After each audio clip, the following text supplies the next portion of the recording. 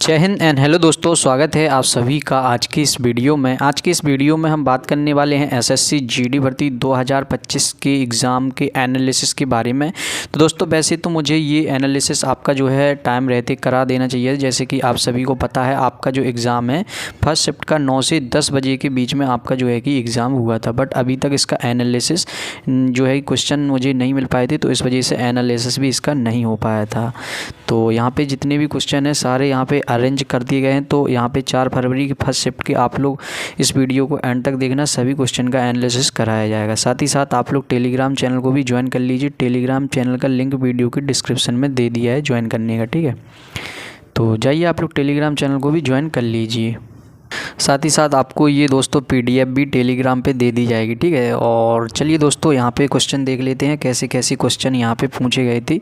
तो क्वेश्चन यहाँ पे पूछा गया जैसे कि विद्यार्थियों द्वारा मुझे कमेंट में क्वेश्चन जितने भी बताए गए हैं आप लोग भी कमेंट करके बताना कि ये रियल क्वेश्चन है या नहीं है। मेरे हिसाब से 100% रियल और एक्यूरेट क्वेश्चन होने चाहिए, बट थोड़ा बहुत इधर उधर होगा तो आप लोग उसको देख लेना, ठीक है। मेरे हिसाब से एक्यूरेट क्वेश्चन होने चाहिए।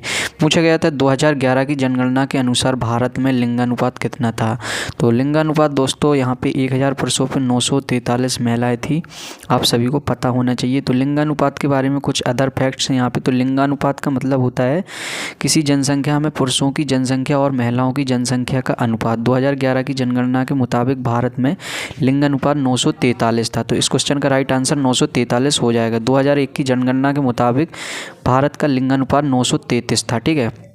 ये 2001 की जनगणना के मुताबिक है। बाल लिंगानुपात की यहाँ पे बात कर लेते हैं। तो ये 0 से 6 साल के बच्चों में प्रति 1000 पुरुषों पे महिलाओं की संख्या देखी जाती है यहाँ पे, ठीक है। तो ये आपका लिंगानुपात से क्वेश्चन था। 2011 की जनगणना के मुताबिक अरुणाचल प्रदेश में सबसे ज़्यादा बाल लिंगानुपात था। 2011 की जनगणना के मुताबिक हरियाणा में सबसे कम लिंगानुपात था। तो आने वाली शिफ्टों में दोस्तों ये आपके ज़रूर क्वेश्चन बन सकते हैं, तो एक्स्ट्रा फैक्ट आप लोग ज़रूर पढ़ के जाइएगा, ठीक है। साथ ही साथ यहाँ पे पूछा गया था भारत के संविधान का भाग 3 किससे संबंधित है। तो ये आपका भाग 3 मौलिक अधिकार से संबंधित है। तो आपको इसके अनुच्छेद भी पता होंगे, 12 से 36 तक जो है कि हमारे यहाँ पे मौलिक अधिकार दिए गए हैं, आर्टिकल 12 से 36 तक, ठीक है। तो आप लोग मौलिक अधिकार को भी जो है पढ़ के जाना। साथ ही साथ पंचवर्षीय योजना आप लोग पढ़ के जाना। तो भारत में तीसरी पंचवर्षीय योजना का मुख्य उद्देश्य क्या था। तो स्वतंत्र अर्थव्यवस्था, तो इसका जो है कि ये उद्देश्य था। और तीसरी जो अर्थव्यवस्था है, देखिए दोस्तों पहली जो आपकी अर्थव्यवस्था है वो आपकी यहाँ पे चली थी 51 से लेके 56 तक, ठीक है। 1951 से लेके 1956 तक।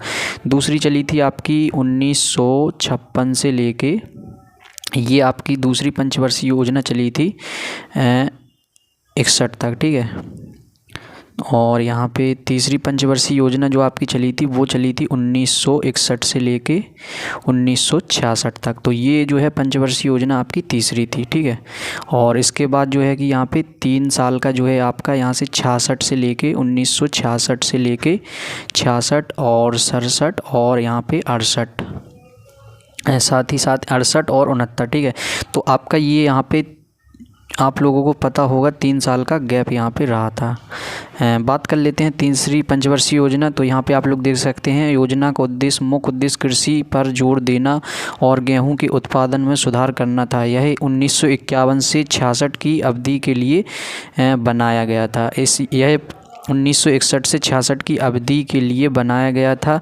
इस योजना का मुख्य लक्ष्य यहाँ पे अर्थव्यवस्था को स्वतंत्र बनाना और टेक ऑफ की आत्म सक्रिय स्थिति तक पहुंचाना था, ठीक है।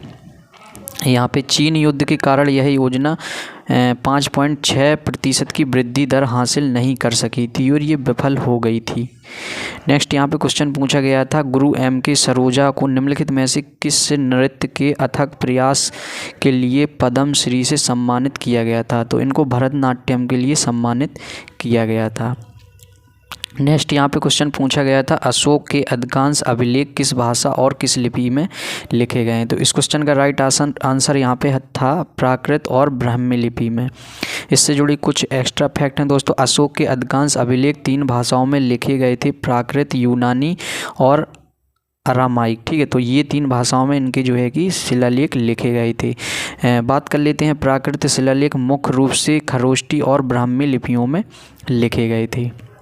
तो एक्स्ट्रा फैक्ट आप लोगों को ज़रूर पढ़ के जाना है दोस्तों, और ये आपको एग्ज़ाम में ज़रूर फ़ायदा देंगे। तो आप लोग टेलीग्राम चैनल को ज़रूर ज्वाइन कर लीजिए, प्लस आप हमारे इस चैनल को ज्वाइन कर लीजिए। आगे आने वाली शिफ्टों का भी जो है कि आपको इस पे एनालिसिस मिलेगा, तो आप लोग चैनल को सब्सक्राइब कर लीजिए और कमेंट करके आप लोग ज़रूर बताना आपको वीडियो कैसा लगा है। ठीक है, साथ ही साथ दोस्तों आपके लिए लास्ट में एक आपको बात बताई जाएगी, वो आपके हित में होगी, तो आप लोग जो है वीडियो एंड तक ज़रूर देखना।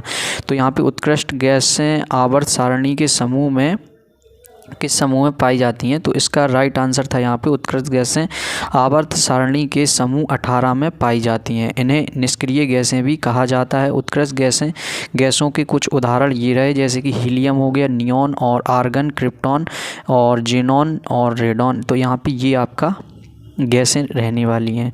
भारतीय संविधान के अनुसार सरकार के कितने अंग हैं? तो ये आपको पता होगा, ये 3 अंग हैं सरकार के। ठीक है, भारत के संविधान के अनुसार सरकार के 3 अंग हैं। ठीक है, ये हैं आपके विधायिका, कार्यपालिका, न्यायपालिका। विधायिका हमारे निर्वाचित प्रतिनिधियों को संदर्भित करती है, और साथ ही साथ कार्यपालिका की बात कर लेते हैं। तो कार्यपालिका उन लोगों का एक छोटा सा समूह है जो कानूनों को लागू करने और सरकार चलाने के लिए जिम्मेदार हैं।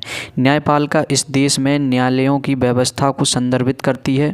वहीं बात कर लेते हैं सरकार की किसी एक शाखा द्वारा सत्ता के दुरुपयोग को रोकने के लिए संविधान कहता है कि इन अंगों में से प्रत्येक को विभिन्न शक्तियों का प्रयोग करना चाहिए। बात कर लेते हैं यहाँ पे, इसके माध्यम से प्रत्येक अंग सरकार के अन्य अंगों पर नियंत्रित का कार्य करता है, और यहाँ राज्य के 3 अंगों के बीच शक्ति संतुलन सुनिश्चित करता है। ठीक है, वहीं हिंदी में यहाँ पे क्वेश्चन पूछे गए थे, यहाँ पे हर्ष का जो है कि विलोम पूछा गया था, तो इसका विषाद हो जाएगा। इससे रिलेटेड आप लोग विलोम शब्द भी याद कर लेना। वहीं कमल की पर्यायवाची जितने भी होते हैं आप लोग ज़रूर याद करके जाना, क्योंकि ये ज़्यादातर शिफ्टों में पूछे जाते हैं। तो कमल की पर्यायवाची इन्हें आप लोग नोट डाउन भी कर सकते हैं एक्स्ट्रा फैक्ट के रूप में अपनी कॉपी में।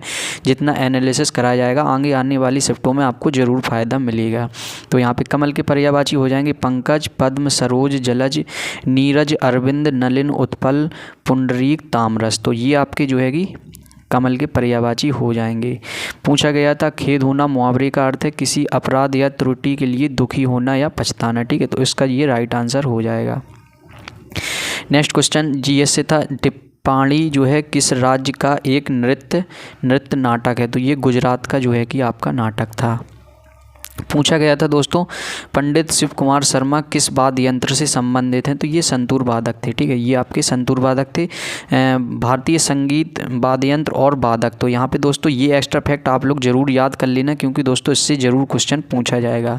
तो मृदंग से जुड़े दोस्तों यहाँ पे आपके रहने वाले हैं पल्लकड़मणि अय्यर और यहाँ पे TR मूर्ति, गुरु बयूर दोरई स्वामी और कराई कुडी आर मणि, और यहाँ पे उमयालपुरम शिवरमन, और यहाँ पे बेल्लूर ए रामभद्रन, और यहाँ पे मबेलिकारा कृष्ण कुट्टी नायर। तो ये आपके मृदंगम से जुड़े हैं। ठीक है, बात कर लेते हैं सितार की। तो सितार से जुड़े हैं आपके रविशंकर और मुश्ताक अली खान और विलायत खान, और यहाँ पे उमाशंकर मिश्रा, निखिल बनर्जी, रईस खान और हरशंकर भट्टाचार्य, और यहाँ पे बुद्धदत्त मुखर्जी, अब्दुल हलीम जाकर खान, और यहाँ पे सरोद से जुड़े हैं अमजद अली खान और अली अकबर खान और राजीव तारानाथ। तो ये आप लोग अपनी कॉपी में ज़रूर जो है कि ऐड कर लेना, आपको आने वाली शिफ्टों में ज़रूर फ़ायदा होगा।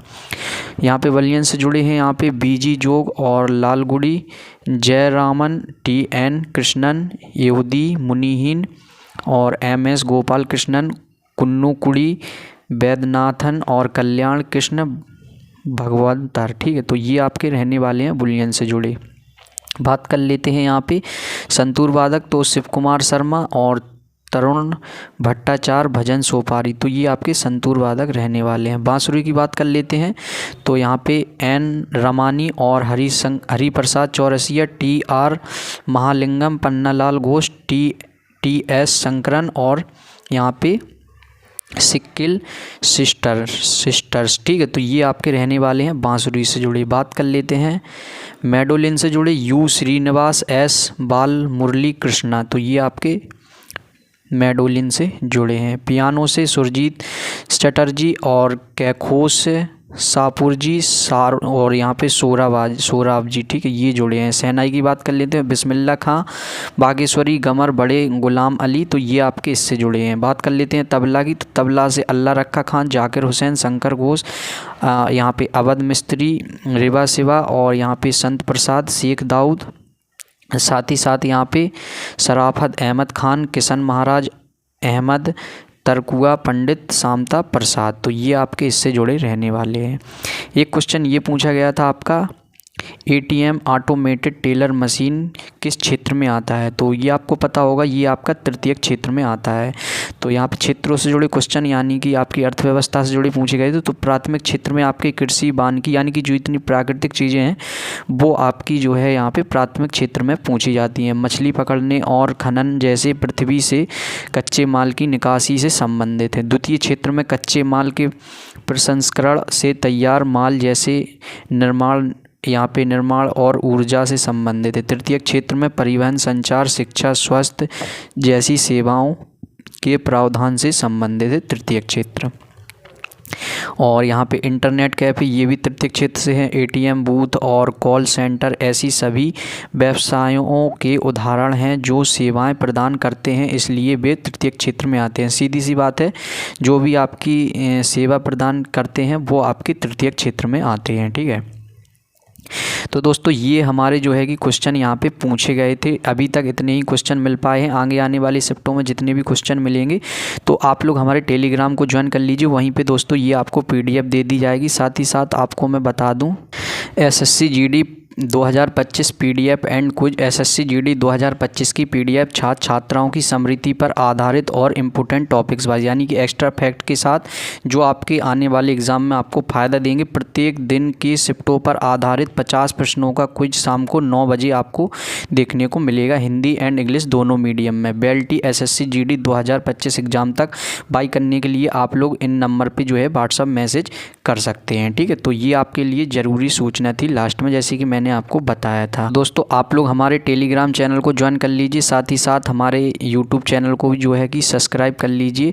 आगे जितने भी आपकी शिफ्ट होंगी सभी का एनालिसिस कराया जाएगा। अभी आपकी सेकंड शिफ्ट जो है छूट चुकी है, तो उसका एनालिसिस भी आपको जल्दी चैनल पे देखने को मिलेगा। तो आप लोग चैनल को सब्सक्राइब करना बिल्कुल भी ना भूलें, हो सके तो आप लोग वीडियो को लाइक ज़रूर कर दें। मिलते हैं आप सभी से नेक्स्ट वीडियो में, तब तक आप सभी लोग अपना ख्याल रखना। धन्यवाद।